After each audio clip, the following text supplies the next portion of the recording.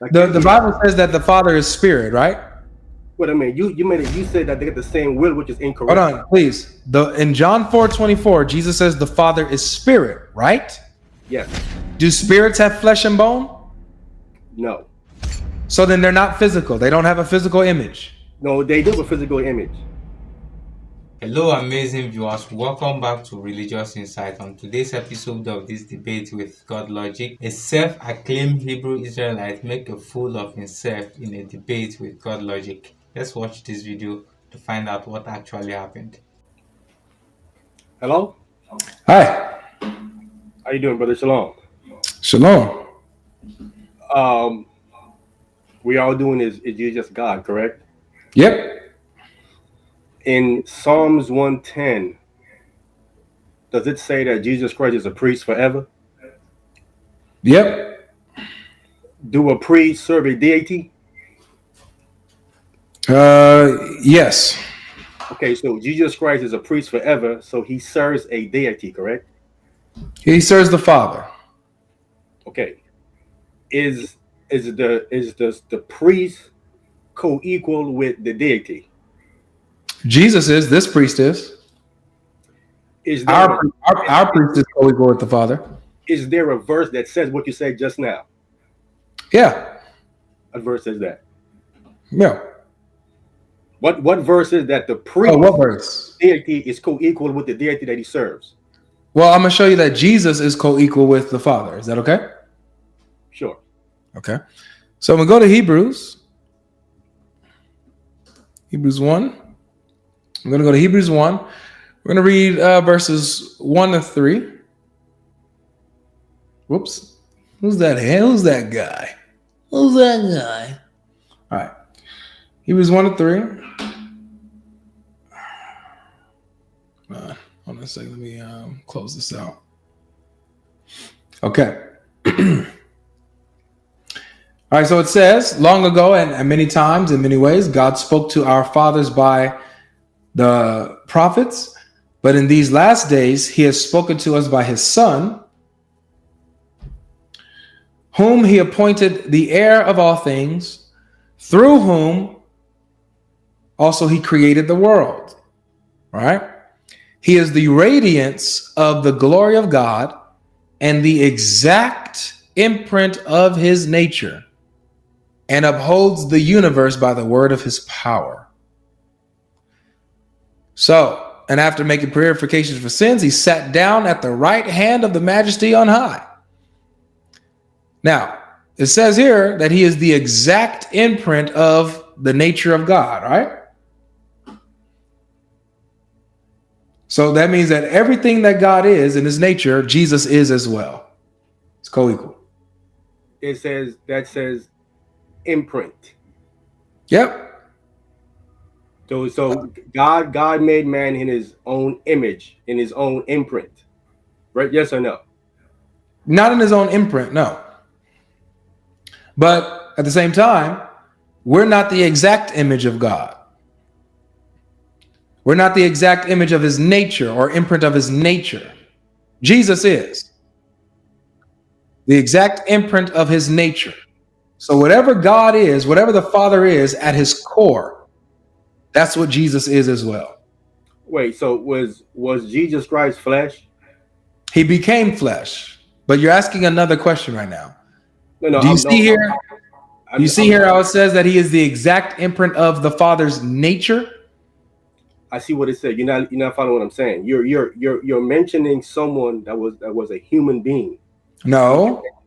I'm mentioning someone before he became a human being, because it says he is the Son, and he was the Son before the creation of the worlds. Right? Yes. So are you saying that he wasn't a human being? I'm confused. I'm saying that he wasn't a human being before. When he created the worlds, he became human in the first century when he was born of a Virgin Mary. So he has two natures. He has the divine nature that he shares with the Father, that exact nature he shares with the Father, and he also has a human nature. So in Jesus, you're dealing with the person who has two natures, a divine nature and a human nature. Okay, once again, so Before he came down in the body, Well, was he? you're asking another question. No, I'm Do not. you see here how it says that Jesus is the exact imprint of the Father's nature? Brother. You're going back before he came down. I'm speaking of Exactly. when he. So is Jesus the Okay, so Son? Is the Son the exact imprint of the Father's nature? okay. The question is, before he came down, was he a There priest? is no other question. My only question on the table is, does it say that he's the exact imprint of the Father's nature? Yes, yes. That's what that translation says. So That's that means that the same nature that the Father has, Jesus has that exact nature, correct? so you saying the father is a priest? So you're asking a different question. I'm The asking the same same question I asked nature, the original according to one. this verse, The the original question same was nature, my brother, I please answered. don't panic, please. I'm not The panicking, same brother. nature, You're the disrespecting the same person. nature that the Father has, Jesus has as well. Is that correct? So you saying he's a priest? Please don't ask me another question without answering. I keep you're asking the question over and over again, but I said yes. Yeah. What that So translation when that means when it says Jesus is the exact imprint of the Father's nature, that means that he has the exact same nature as the Father, correct? Yes or no? So you say, okay, yes. You understand? Thank you. Yes. So So that in other words, means, you're wait, saying wait, that wait. the So father is a priest then. that means that by their nature, they are co-equal, correct? No, because one is a priest and one is a deity. It's a difference. One served the other one. It's a difference. I'll break this down to you, for example. It's crazy. I got you. All right, so look. So you're talking about priest and deity. Priest is a role or job that someone has, right? Right? Yeah. Forever Good. though. Don't Yeah, forget so forever. priest is a nature, right? It's a role. I'm sorry, priest is not nature. It's a role. It's a job that someone has, not a nature. It's a job. Okay. Normally, the priest is a human being, correct? Yes. So the nature of the priest usually is a human, and the role or the job that he has is priesthood. Okay. So let me give you an example. Let's go with in the workforce. Let's say the CEO. Let's say you are at work, and you got the CEO that's at your job too. He came visited you at the workplace. Make sure y'all doing y'all's job. Okay. So let's say you are a laborer. That's your role. You're a laborer. Your part. The other guy is the CEO. Okay. So your jobs are different, right? He's the CEO. You're the laborer. But what about your nature? Both of you guys are both human, right? Yes. So just because you have a different role than the CEO doesn't mean that you have a different nature than the CEO, right? Yes. Okay. So this is what I'm talking about here. So I understand Jesus as a high priest, that's his role. But his nature is the same as the Father's. It's the exact same nature. So priesthood is not a nature, it's a job. It's a role that Jesus has. But his nature is divine. He's the divine. He has two of them. He has the divine nature that he has exactly as the same as the Father, and he also has a human nature, which he was born through Mary here on earth. I'm not arguing nature or is he divine. I agree Christ is divine. I'm not arguing that. What I'm arguing is that he has a role that's forever. He's forever serving a deity. That's right. He's gonna never ever stop serving this deity. He's Right? never going to stop serving the Father. That doesn't take away from his own nature. So that means he cannot be co-equal with someone he serves forever. Here it is again. Because let me show you the problem that you and I are having. Okay, when you say that you're not arguing nature or you are. That's why we're missing each other, because you're talking about co-equal in regards to like status or role. I'm saying that they're co-equal in their nature. Okay. I recognize that Jesus serves the Father and will forever serve the Father. That doesn't take away from his equality with the Father in their nature. Just like with you at your job, As long as you work there and have that position as the laborer, you're always going to be in service to the CEO. But that doesn't take away that you are like human, just like your CEO is human. You're not any less human than the CEO is. You're both human, same value, same quality, but your roles are different. And so you take a servant's role to your CEO. Similarly, Jesus takes the servant's role to the Father, but that doesn't mean that they're not co-equal in their nature. So Jesus is a servant in one sense, right? Servant in one sense, and he serves the Father as the priest. Forever. They're equal in another sense. Okay, so right. So the Father don't never take a servant role. Never. That's not what he did. So the Son have a servant role forever, but the Father never have a servant role. So I understand what you're saying about there being divine. What I'm saying to you, according to the Trinity, it's one God in three persons. Yep. So in other words, what you're saying is that this one God has another part of him that serves another part of him forever. No, I'm not saying parts. I don't believe God is, you can split God up into parts. I'm saying that God exists in three persons. There's a distinction, but not parts. Okay, so what persons, right? Yep. Three persons. Okay, so he's one God in three persons. One of his persons serve the other persons forever, but the other person don't serve the other person forever. What's the problem? What's the problem with that? What's the problem with one person willingly serving the other person forever? What's the problem with that? The problem is how does that take away? Wait, here, let me rephrase my question.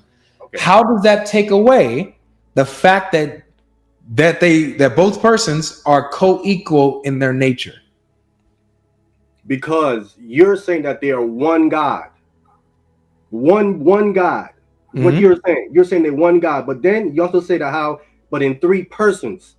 So in other words, you're saying, so what you're saying is that a part of this one God serves another part of this one God. I'm not saying any part of this one God serves the other part. I never said that.